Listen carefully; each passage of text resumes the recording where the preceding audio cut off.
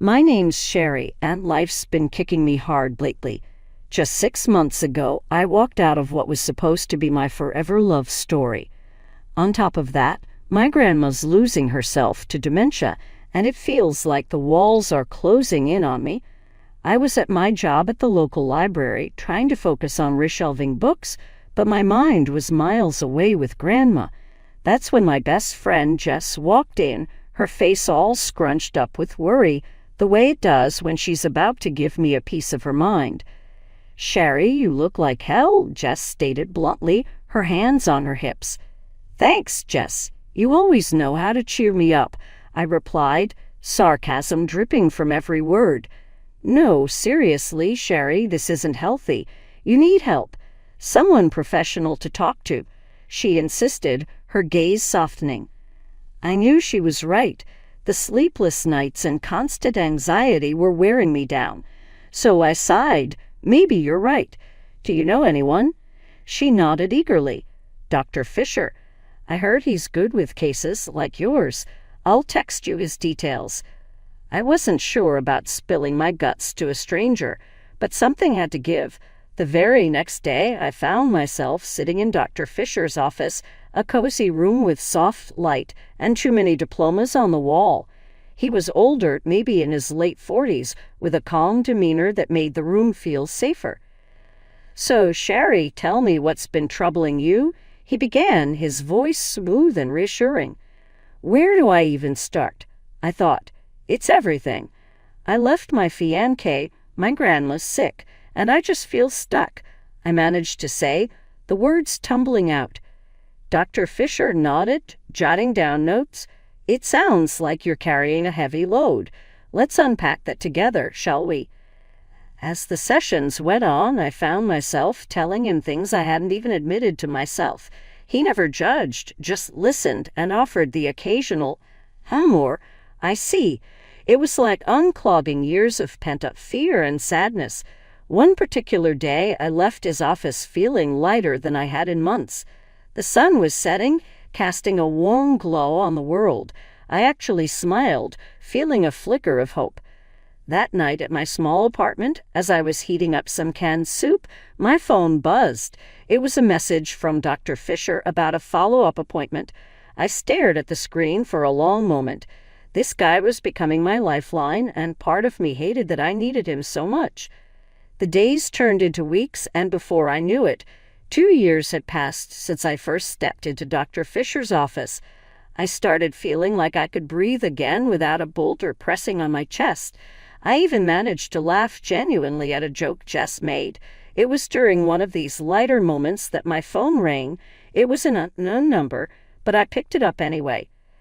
"Hello, Sherry. It's Dr. Fisher," the voice on the other end said. I was taken aback.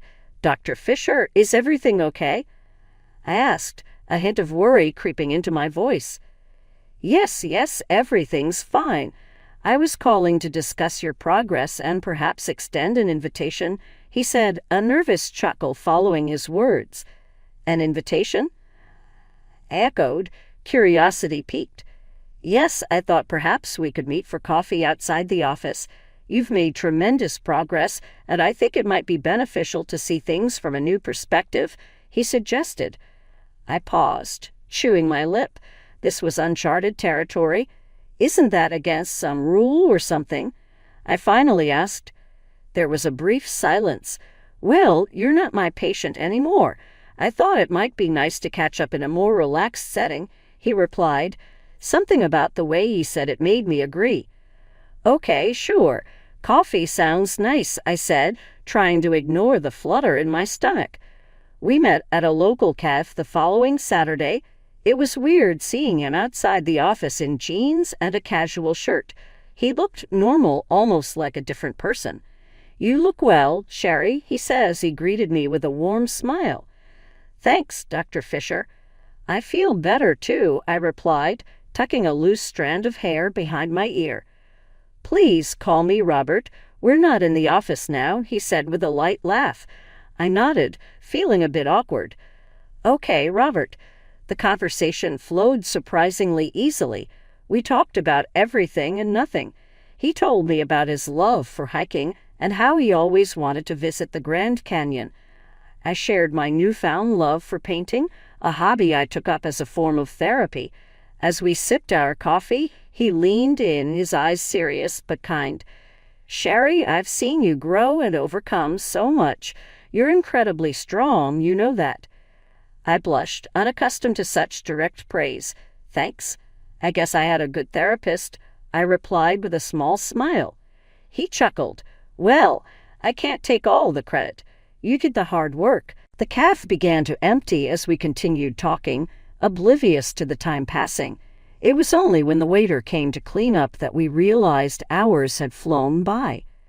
"Guess we better head out," I said, feeling a twinge of disappointment. Robert stood up, offering a hand to help me. "Sherry, I've enjoyed this more than I thought. Would you be interested in doing this again? Maybe dinner next time." I hesitated, a mix of excitement and caution swirling inside me, but looking into his sincere eyes, I found myself nodding. "Yeah, dinner sounds great." The initial charm of our dinners and casual meetups quickly turned into a full-blown romance. Before I knew it, Robert and I were inseparable.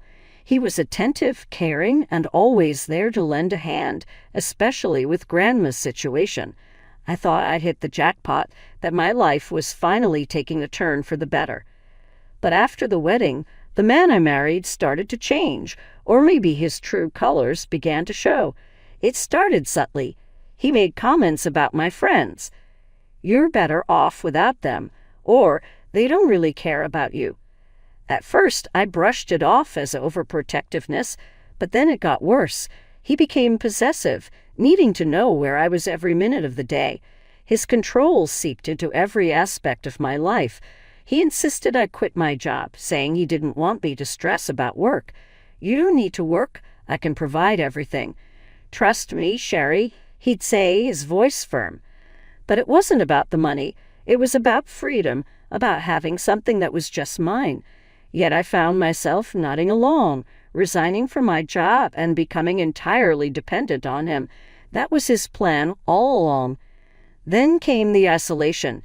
He'd check my phone, monitor my calls and texts. "Who are you talking to? Why are you laughing? Tell me," he'd demand, his eyes wild with an unsettling intensity. "It's just Jess. You know her." I'd stutter out, feeling like a child caught in a lie. He'd snort. "Jess, huh? She's no good for you. I don't want you talking to her anymore." It was insane. I felt like I was losing my mind. One day, I couldn't take it anymore. I confronted him, my voice shaking but loud. "I can't do this, Robert. I can't live like you're my warden. I need my life back." He just laughed, a cold, heartless sound that echoed through the house. "Your life, Sherry? Your life is with me now. And if you even think about leaving, what about your grandmother? Without me, she's back on the streets. Remember that." I was trapped. Every time I thought about standing up to him, about leaving, the image of my sweet, confused grandma being thrown out of the care facility would stop me dead in my tracks. I was caught in a web of his making, every move calculated to keep me under his thumb. Nights became my only solace, the only time I could cry without fear of reprimand. I'd lay in bed, the man I thought I loved snoring next to me, and wonder how I got here. How did the charming, caring man I married turn into this monster? I realized too late that the signs were there from the beginning. His need for control, his dismissal of my friends, his insistence on me quitting my job. I was blinded by the need for love, for someone to care. And now I was paying the price. I had to do something, anything. I couldn't live like this, not really living at all. But every time I thought about acting, his threats against my grandmother would paralyze me. It was a vicious cycle of fear, control, and utter hopelessness, and I had no idea how to break free. After months of being under Robert's thumb, I felt like I was fading away, becoming a ghost in my own life. The vibrant, independent woman I once was had been replaced by a shadow, flinching at the sound of his voice, jumping at the slam of a door. The house felt like a prison, and Robert was the warden, his rules the chains binding me. One evening, as we sat in what was supposed to be our cozy living room, the tension was particularly thick. I was on edge, trying to appear small, invisible, but he was like a storm brewing, ready to burst.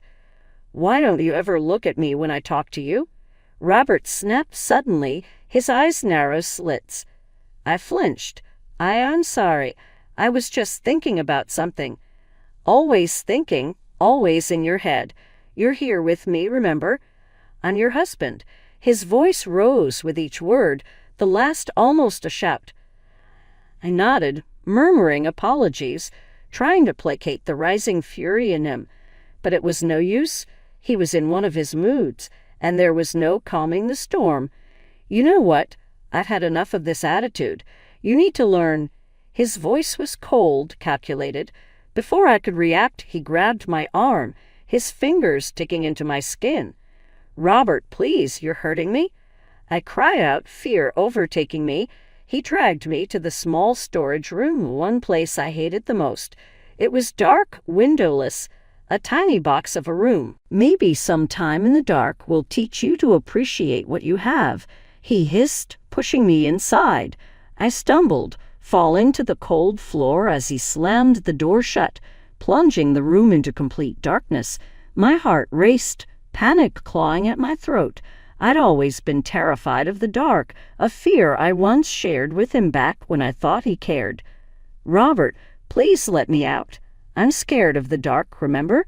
I shouted, my voice cracking. His laughter was the last thing I heard before his footsteps faded away. There I was, alone in the dark, the weight of my situation crushing me. I curled up in a corner, my body shaking with sobs. Time passed. I don't know how long. It felt like an eternity. Every creak and whisper of the house made me jump, my imagination conjuring monsters in the shadows.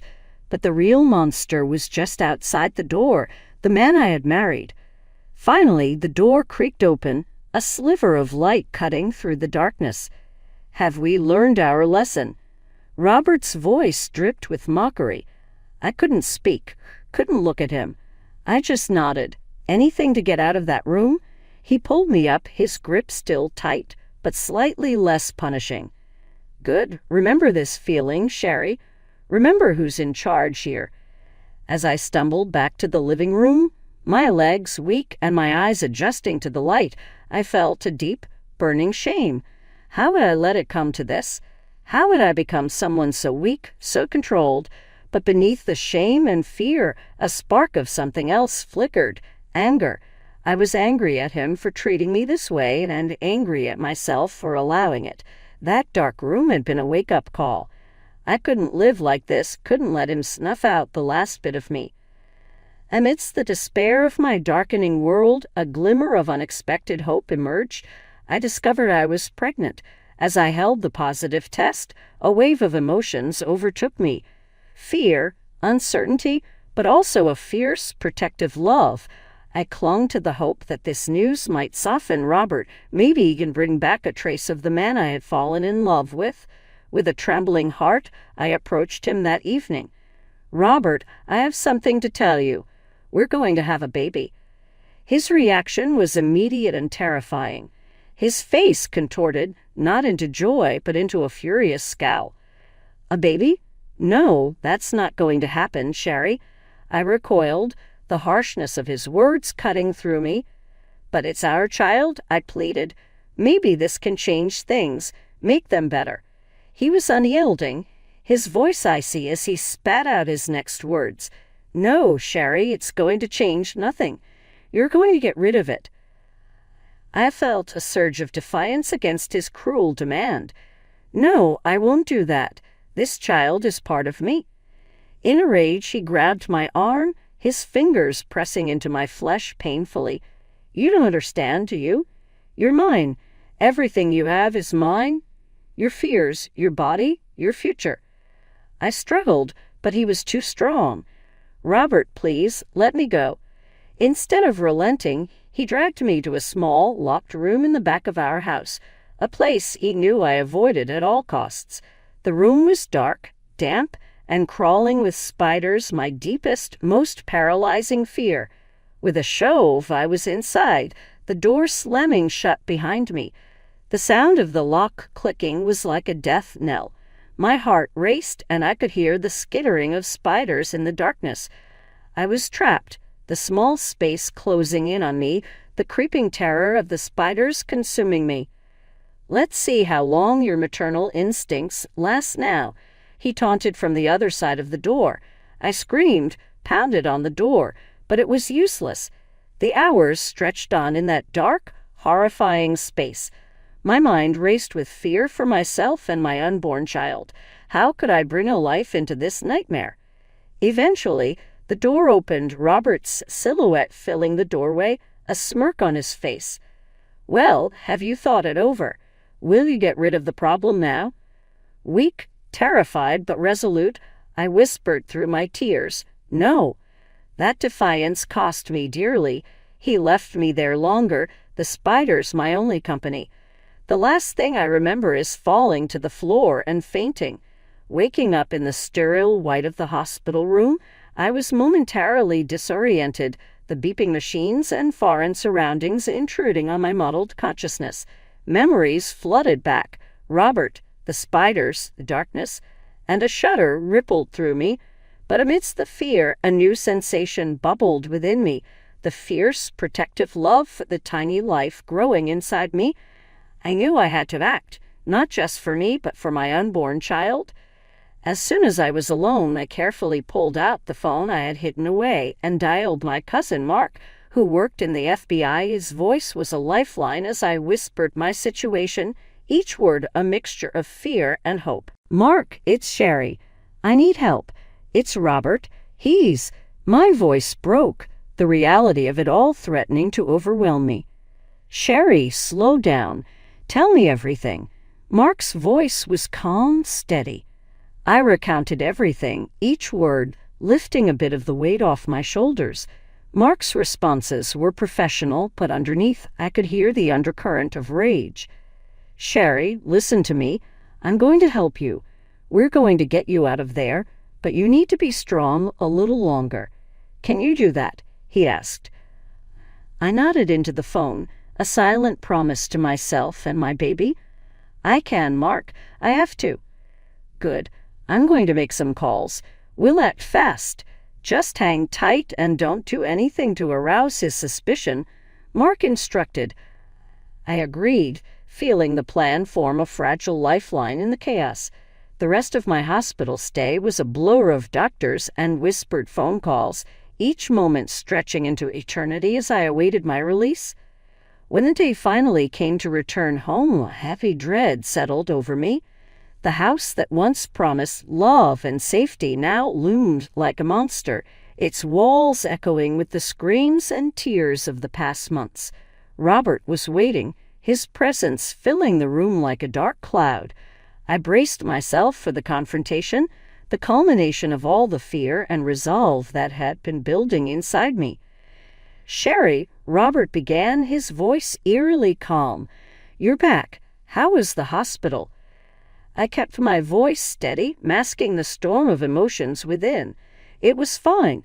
I'm feeling better," I lied, meeting his gaze with a faint calmness. He circled around me like a shark, sensing blood in the water.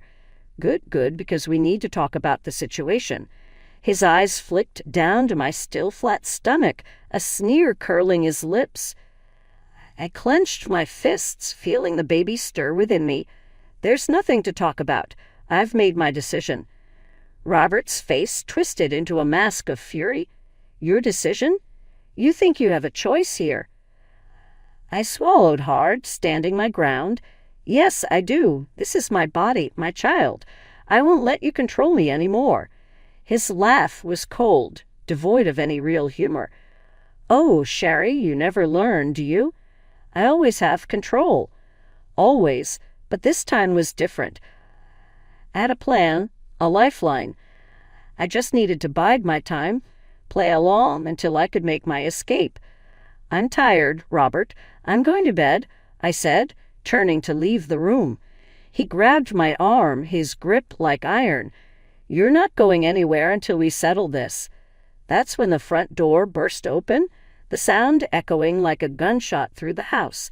Police officers streamed in, their badges glinting, their faces set in grim determination. "Robert Fisher, you're under arrest for the abuse and unlawful imprisonment of Sherry Fisher," one of the officers announced, his voice cutting through the tension like a knife. Robert's face went white, his grip on my arm loosening in shock. "This is ridiculous. She's my wife. She's lying."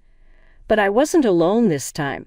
Mark strode in behind the officers, his face a mask of brotherly fury.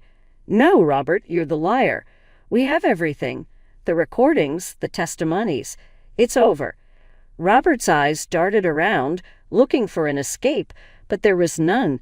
The officers handcuffed him, reading his rights as he continued to splutter denials and threats. As they led him away, his eyes met mine one last time, a mixture of disbelief and rage. But I didn't cower. This time I met his gaze squarely, the fear inside me replaced by a burning sense of justice. After the chaos had died down, Mark came over to me, his expression softening.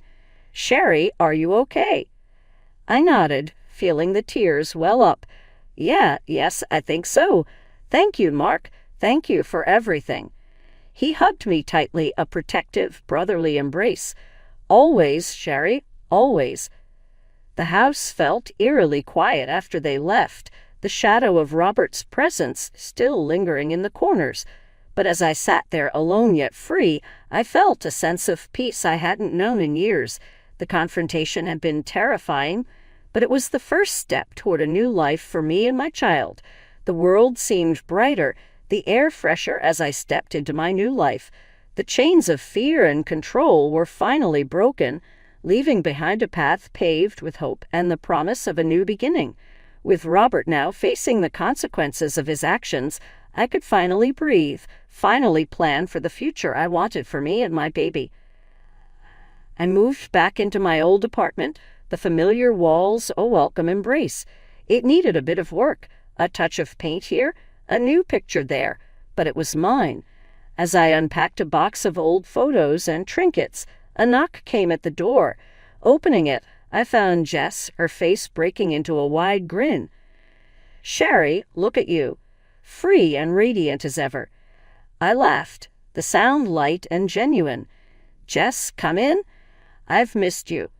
We sat down, surrounded by half-unpacked boxes, a pot of coffee between us. "So, what's the plan now?" Jess asked, her eyes shining with excitement. I took a deep breath, feeling the weight of her question. "First, I'm going back to work. I need to find my feet again, you know. And then I'll focus on being the best mom I can be." Jess reached over, squeezing my hand. "You're going to be amazing, Sherry. And hey, if you need anything, you know I'm here, right?" I nodded, the lump in my throat making it hard to speak. "I know, Jess. Thank you." As days turned into weeks, I found a rhythm to my new life. I returned to the library, the books, and quiet a comforting presence. My coworkers welcomed me back with open arms, their support a constant reminder that I wasn't alone. The pregnancy progressed, each doctor's visit a mixture of nerves and excitement, and then one cool autumn morning, my son was born. Holding him in my arms, everything else faded away. He was perfect, a tiny beacon of hope and love. The legal battles with Robert were tough, emotionally draining, but I stood firm, bolstered by the support of Mark, Jess, and my legal team. In the end, justice was served. Robert would spend years behind bars, his threats and control finally silenced. I received a settlement, a sum that secured a comfortable future for my son, my grandmother, and me. But more than the money, it was the freedom it represented that mattered. I was no longer bound to a man who saw me as nothing more than an object to control. I was free. As my son grew, so did I. I learned to trust again, to laugh without reservation, to love without fear. I made new friends, reconnected with old ones, and found joy in the little things. One day, as I watched my son play in the park, a thought struck me. We did it, little one. "We're really doing it," I whispered, tears of happiness glimmering in my eyes. He looked up, his little face breaking into a smile, and for a moment everything was perfect.